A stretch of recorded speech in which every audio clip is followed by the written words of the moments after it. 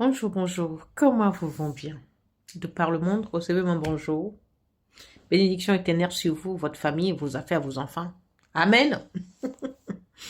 Abonnez-vous, likez, partagez. C'est la seule contribution que je vous demande. Merci. Aujourd'hui, je veux vous entretenir d'un fléau, l'avortement. Et on m'a envoyé une vidéo de TikTok où une femme donne des conseils à une fille qui dit qu'elle était enceinte de 3 mois, elle ne veut plus du gars parce qu'il est radin, ne lui donne rien, donc elle veut avorter. Et cette dame s'est exécutée en donnant les remèdes pour faire l'avortement du fœtus de 3 mois. Je ne vais pas vous répéter ce qu'elle a dit ici pour ne pas encourager d'autres. Sauf que elle part d'un bon sentiment qu'il faut aider quelqu'un. Oui, c'est un bon sentiment. Sauf que c'est un assassin. Celle qui demande l'avortement aussi est un assassin. Les deux sont assassins. Je parle du point de vue spiritualité. Je ne parle pas du point de vue moral, moderne, non. Point de vue spiritualité, cet enfant embêtera cette femme parce que c'est un avortement volontaire. On peut avorter par accident. Des fausses couches et autres, ce n'est pas pareil.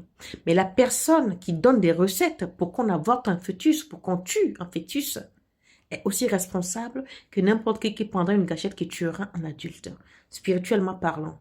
Est-ce que vous savez que les enfants que vous avortez vous embêtent toute votre vie? Parce que vous les avez jetés à la poubelle, ils errent dans la nature, ils ne savent pas où aller, ils tournent sur la terre. Ils n'ont pas de paix, vous n'aurez pas de paix.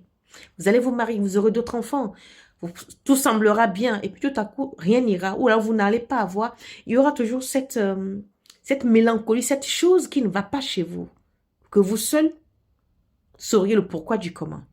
Ça, c'est les effets d'avortement.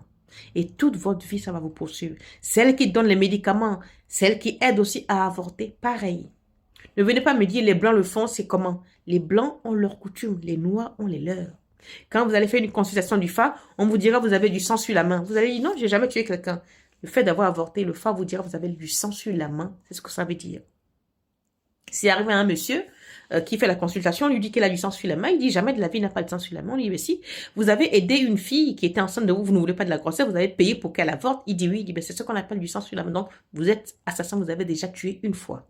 Cet enfant vous poursuit, vous embête, c'est pour ça que vos affaires ne marchent pas. Il va falloir lui faire à manger, lui donner une sépulture, le calmer pour qu'il puisse vous lâcher à jamais. Vous voyez, la personne a fait ça ici en France, hein. On va découvrir ça là-bas à l'autre bout du Togo. Il n'a jamais mis les pieds au Togo. Et c'est un homme. Donc faites attention, l'avortement n'est pas anodin. Ne donnez pas le conseil à quelqu'un d'avorter. C'est un crime, spirituellement. Ne me tombez pas dessus, mesdames les féministes, pardon. Je parle d'un point de vue spirituel, pas juridique ni moderne. Donc, vous qui aidez les gens à avorter, vous qui avortez volontairement parce que le gars est radin, le gars ne fait pas ci. Quand vous partez sous les véhicules, c'est que vous n'avez pas quitté radin avant de tomber enceinte. Il n'y a pas de préservatif. Non. Continuez. Abonnez-vous, likez, partagez. Dans la paix du Seigneur.